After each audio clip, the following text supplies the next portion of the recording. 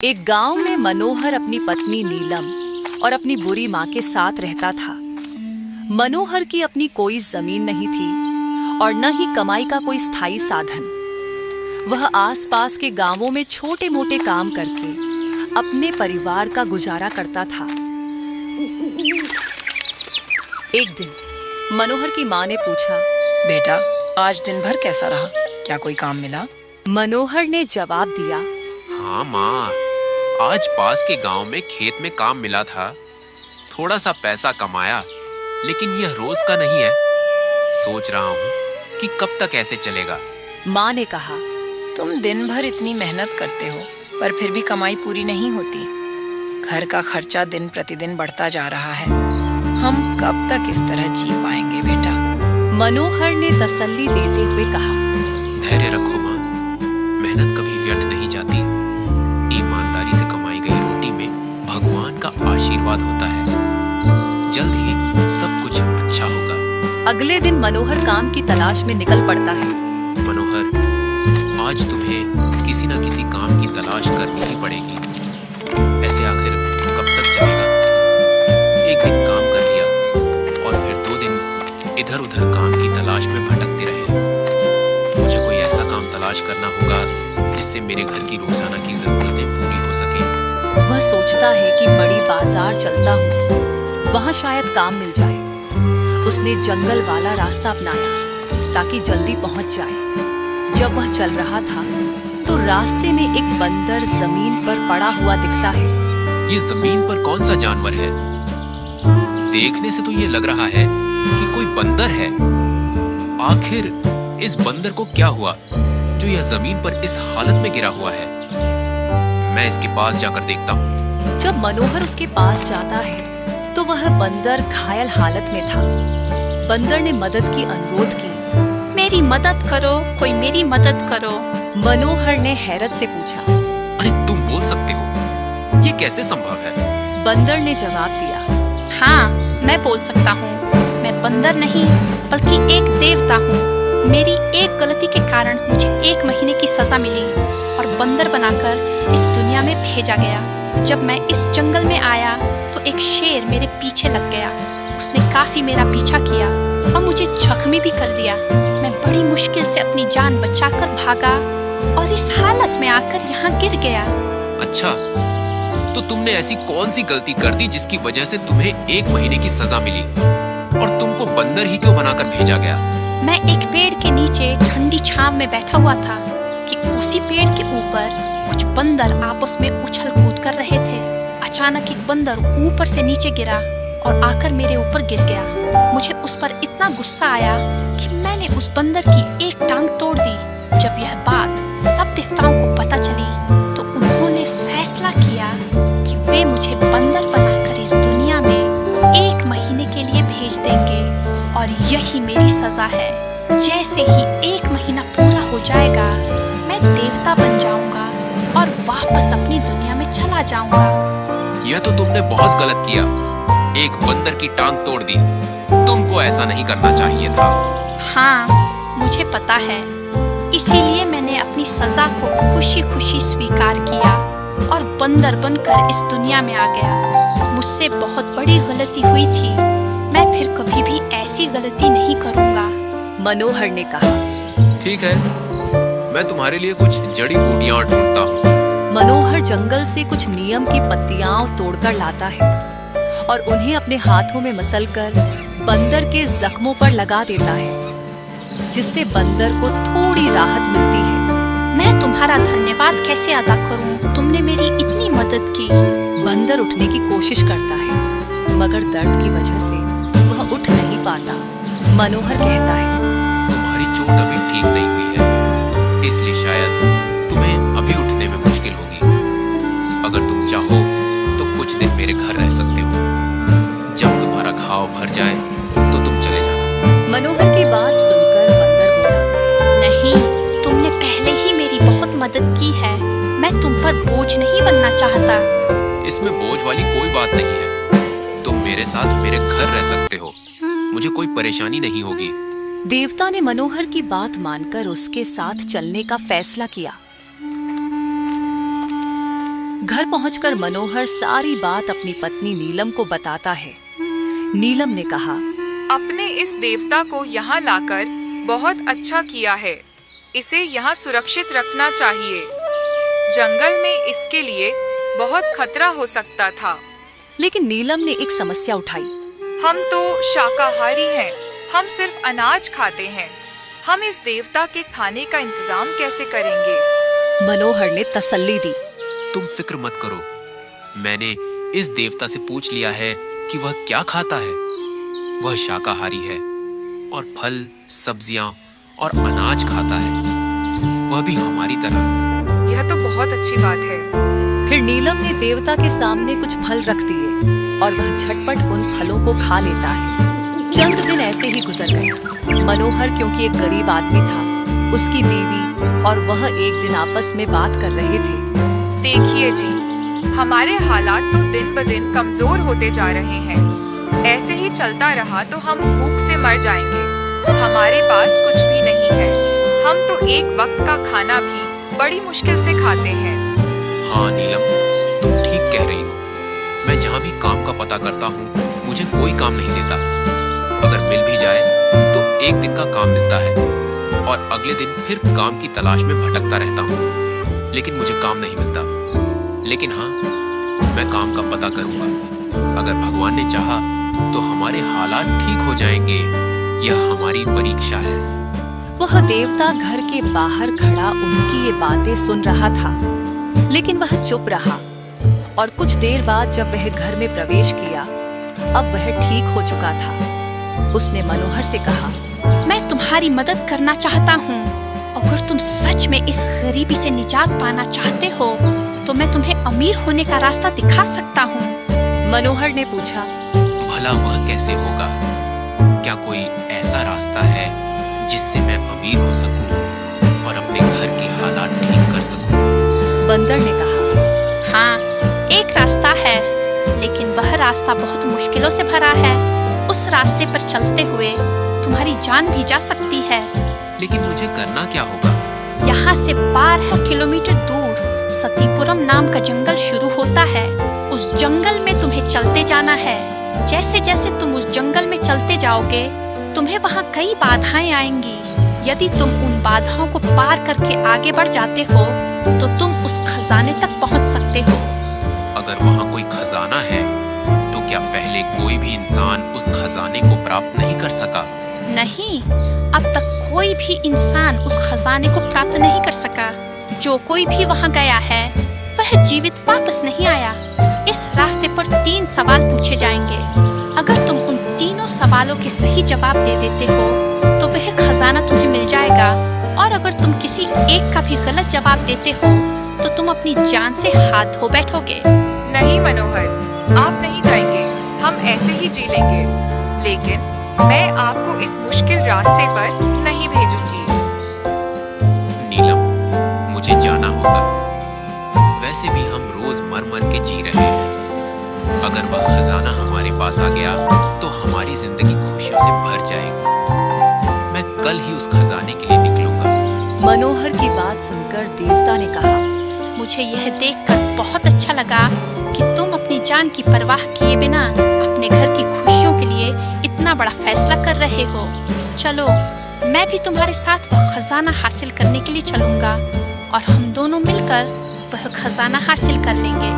देवता की यह बात सुनकर मनोहर ने खुशी से कहा, लगता है भगवान ने आपको यहाँ हमारे लिए ही भेजा है। उन्होंने अगले दिन सुबह सुबह घर से निकलने का फैसला कर लिया। जब सुबह का समय आया, मनोहर और देवता जंगल के रास्ते से होते हुए सटापुरम के जंगलों की तरफ जा रहे थे।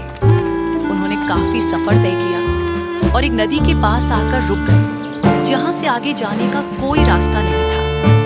आगे जाने के लिए नदी को पार करना जरूरी था, लेकिन नदी को पार करने के लिए कोई रास्ता नहीं दिखाई दे रहा था। देवता ने कहा, हमें आगे जाने के लिए इस नदी को पार करना होगा। लेकिन हम इस नदी को कैसे पार करेंगे? मुझे तो आगे जाने का कोई भी रास्ता नजर नहीं आ रहा। इसी दौरान एक राक्षसी उनके सामने आ गई और बोली, ऐ मूर्ख, तू यहाँ क्या करने आया है? तुझे नहीं पता यहाँ आना खतरे से खाली नहीं है।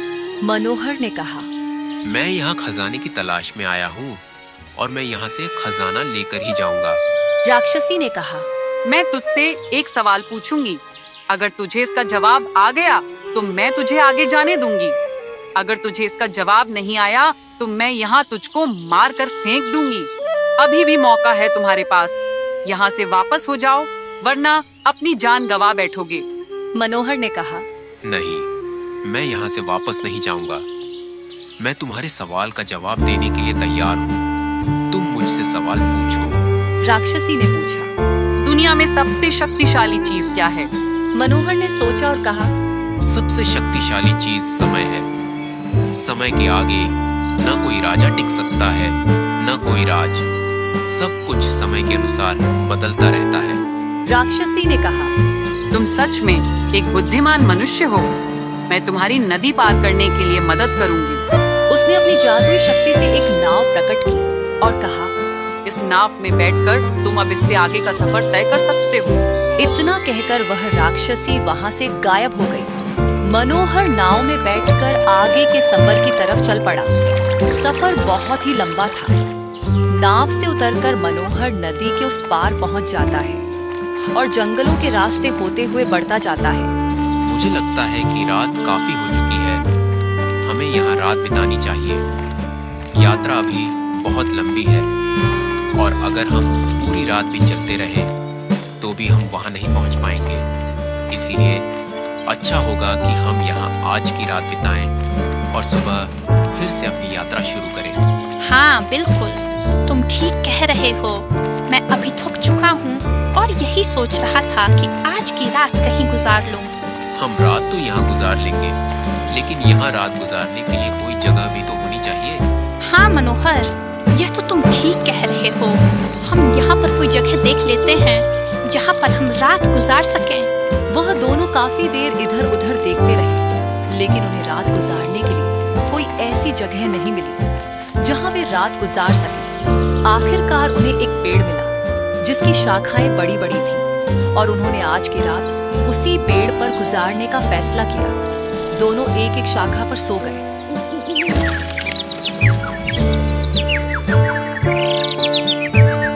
इस तरह रात गुजर गई। अगले दिन सुबह मनोहर और देवता अपने सफर के लिए रवाना हो गए। रास्ते में चलते चलते अचानक वे दोनों रुक गए। जब उन्होंने सामने देखा तो उन्हें एक गुफा दिखाई दी। वे दोनों गुफा के अंदर चले गए और देखा कि यह गुफा तो चारों तरफ से बंद है। मनोहर ने कहा।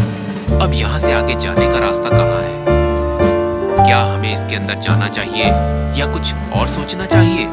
इतना कह ही रहा था कि तभी उसके सामने एक दानव प्रकट होता है। दानव ने पूछा।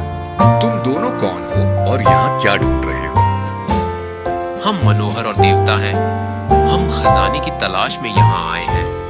हमें आगे जाने के लिए रास्ता चाहिए। क्या आप हमें इस बारे में कुछ मदद दे सकते हैं? मैं यहाँ खजाने की सुरक्षा कर रहा हूँ। अगर तुम खजाना प्राप्त करने के लिए आए हो तो तुम्हें यह पता होना चाहिए था कि यहाँ से आगे जाने के लिए तुम्हें कुछ सवालों के जवाब देने होंगे। अगर तुम उनके सही जवाब दोगे तो ही आगे जा सकोगे, वरना तुम जहाँ भी कोई गलत जवाब दोगे वहीं मारे जाओगे। हाँ, मुझे पता है।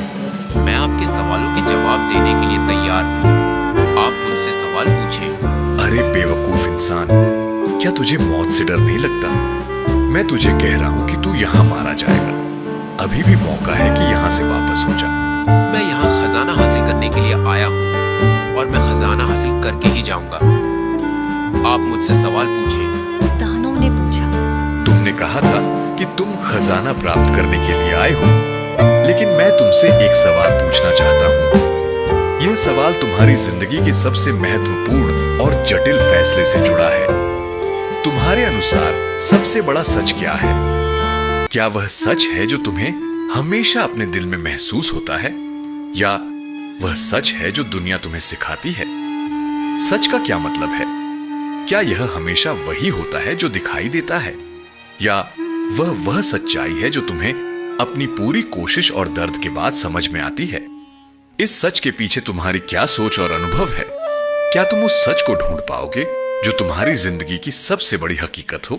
मनोहर ने सवाल का जवाब देने में कुछ समय लिया। वह गहरी सोच में पड़ गया कि इतना बड़ा सवाल कैसे जवाब दिया जाए। वह जानता था कि ये एक बहुत महत्वपूर्ण सवाल है और इसका जवाब उसकी जिंदगी के सफर को बदल सकता है।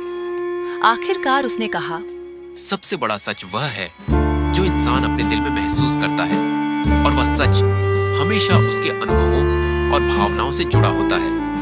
यह सच सिर्फ शब्दों में नहीं होता, बल्कि यह हमारी रोजमर्रा की जिंदगी में, हमारे फैसलों, हमारे व्यवहारों और हमारी ईमानदारी में दिखाई देता है। दुनिया की सभी सच्चाइयों से बड़ा सच वह है जो हम खुद हैं, जो हम अपने अंदर महसूस करते हैं और जो हम खुद को सच मानते हैं। जब हम इस सच को स्वीकार करते हैं तो हम अपनी जिंदगी का उद्देश्य और रास्ता बेहतर तरीके से समझ पाते हैं। तुम्हारा जवाब बिल्कुल ठीक है, लेकिन मैं इससे पूरी तरह सहमत नहीं हूं। मैं तुमसे एक और सवाल पूछूंगा। अगर तुमने इसका सही जवाब दे दिया तो मैं तुम्हें यहां से जाने का रास्ता दिखा दूंगा, लेकिन अगर तुमने गलत जवाब दिया तो मैं तुम्हें यहीं खत्म कर दूंगा। सोच समझकर जवाब देना, क्योंकि यह तुम्हारी जिंदगी का आखिरी मौका हो सकता है। हाँ, मैं जवाब देने के लिए तैयार हूँ। सबसे बड़ा सच क्या है? मनोहर ने सोचा और कहा, सबसे बड़ा सच है मौत। चाहे कोई कितना भी अमीर, ताकतवर या बुद्धिमान हो, एक दिन हर किसी को मरना ही है। दानो ने कहा, तुमने बिल्कुल सही जवाब दिया। तुम सच में काफी बुद्धिमान हो। अब तुम आगे जा सकते हो, मगर याद रखना यह सफर आसान नहीं होगा। इतना कहते ही गुफा का दरवाजा खुल जाता है। यह लो, दरवाजा तुम्हारे लिए खुल चुका है। अब यहाँ से आगे की यात्रा तुम प्रारंभ कर सकते हो। मनोहर और देवता दोनों ने सफर का आगाज किया। उन्होंने वह जंगल पार कर लिया और आगे फिर एक जंगल शुरू हो गया। वह जंगल बहुत बड़ा था, उसमें बहुत बड़े बड़े पेड़ थे और ऐसा दृश्य था कि वहां इंसान तो क्या, कोई जानवर और पक्षी भी नहीं था। जैसे वह कोई कैद हो जहां कोई भी आने से डरता हो। वह दोनों चलते हुए एक दूसरे से बातें करने लगे। मनोहर, जब हम खजाना हासिल कर लेंगे तो तुम इतने सारे खजाने का क्या करोगे? जब हम खजाना हासिल कर लेंगे तो मैं सबसे पहले अपने परिवार को खुश रखूंगा और उसके बाद अपने आसपास के गरीब लोगों की भी मदद किया करूंगा। हाँ मनोहर, तुम्हारी सोच अच्छी है। मुझे उम्मीद है कि हम खजाना हासिल कर लेंगे। हाँ बिल्कुल, हम खजाना हासिल कर लेंगे, लेकिन यह जंगल मुझे बहुत खतरनाक लग रहा है। यहाँ तो कोई पक्षी तक नहीं नजर आ रहा और खजाना हमें कहाँ मिलेगा? हमें तो कुछ पता भी नहीं है कि हम कहाँ जाएंगे और कहाँ नहीं। मनोहर और देवता एक दूसरे से बातें करते हुए खजाने की तलाश में थे कि उन्हें दूर से एक बड़े से पेड़ के सामने एक सोने का चमकता हुआ ताज नजर आया। वह इतनी चमकदार चीज क्या है? मुझे तो लग रहा है कि जैसे खजाना वही है। हमें उसके पास जाना चाहिए। जैसे ही मनोहर और देवता इस पेड़ के पास आए तो उन्होंने देखा कि सामने ताज था जो चमक रहा था और बहुत प्यारा था। मनोहर ने जब इतना प्यारा चमकता हुआ ताज देखा तो बोला, ये ताज तो सोने और हीरो से बना है, और अगर ताज यहाँ है तो खजाना भी यहाँ ही होगा। लेकिन यहाँ किसी भी सवाल का जवाब क्यों नहीं देना पड़ा हमें? और यहाँ पर तो खजाना भी नहीं है, सिर्फ एक ताज है। आखिर ये माजरा क्या है? इन दोनों ने इधर उधर खजाने की तलाश की। जब उन्हें खजाना नहीं मिला तो मनोहर ने सोचा कि वह ताज को उठा ले, और जैसे ही ताज को उठाने के लिए मनोहर ने आगे हाथ बढ़ाया कि अचानक उसे एक आवाज आई। इतनी भी क्या जल्दी है? जरा धैर्य रखो। क्या तुम्हें नहीं पता कि तुम अपनी मौत की ओर हाथ बढ़ा रहे हो? यह आवाज सुनकर वह बहुत डर गया और पीछे हट गया और बोला, कौन है यहाँ? सामने आओ। मनोहर के इतना बोलते ही एक तेज आंधी आई और एक सांप सामने आया जो कि आधा इंसान और आधा सांप था, और वह ताज उसी के सिर पर था। जैसे ही वह सामने आया तो साथ ही जमीन में से वह खजाना भी निकलकर बाहर उग आया। अब खजाना मनोहर के सामने था और खजाने के पीछे वह सांप खड़ा था। उसने मनोहर से कहा, मुझे लगता है तुम यह खजाना हासिल करने के लिए आए हो, लेकिन तुम्हें यह नहीं पता कि इस खजाने को हासिल करने के लिए मौत के मुंह में कभी कूद लगानी पड़ती है। ये तुम अपने आसपास जो ढांचे देख रहे हो, ये भी वह लोग हैं जो इस खजाने को हासिल करने के लिए यहाँ तक पहुँचे, लेकिन बदकिस्मती से आखिरी सवाल का जवाब नहीं दे सके। और मुझे लगता है कि तुम भी मेरे सवाल का जवाब नहीं दे सकोगे और तुम्हारी भी हड्डियां यहाँ ही रह जाएंगी। उसने मनोहर को बहुत डराया धमकाया। मनोहर, मैं जानता हूँ तुम कौन हो। तुम्हारी बीवी तुम्हारा इंतजार कर रही है। तुम्हारा एक फैसला तुम्हारी जिंदगी बचा सकता है। अभी भी मौका है तुम्हारे पास। तुम यहाँ से वापस जा सकते हो। और अगर एक बार मैंने सवाल पूछ लिया, उसके बाद तुम यहाँ से वापस नहीं जा सकते। अगर तुम जवाब दे दो तो ये खजाना तुम लेके जा सकते हो, और अगर तुमको जवाब नहीं आया तो तुमको यहाँ मार दिया जाएगा। नहीं, मुझे कोई भी डर नहीं है। तुम मुझसे सवाल पूछो, मैं तुम्हें इसका जवाब दूंगा। यह दौलत भी क्या क्या करवाती है। तुम खुद तो मरोगे ही, अपने साथ अपने साथी बंदर की भी जान ले लोगे। तुम्हारी तरह बाकी भी बहुत बातें करते थे कि हम जो आप दे देंगे, लेकिन देखो तुम सामने हो, बाकी यहाँ ढेर हो चुके हैं। तुम्हारी मर्जी है। मैंने तुम्हें अपनी जिंदगी बचाने का एक मौका दिया था, लेकिन शायद तुम जिंदा नहीं रहना चाहते। सांप की ये सारी बातें सुनकर मनोहर अपने दिल में सोचने लगा, मैं इतनी दूर वापस जाने के लिए तो नहीं आया था। अगर मैंने 2 सवालों के जवाब दे दिए हैं तो इसका भी जरूर दे दूंगा।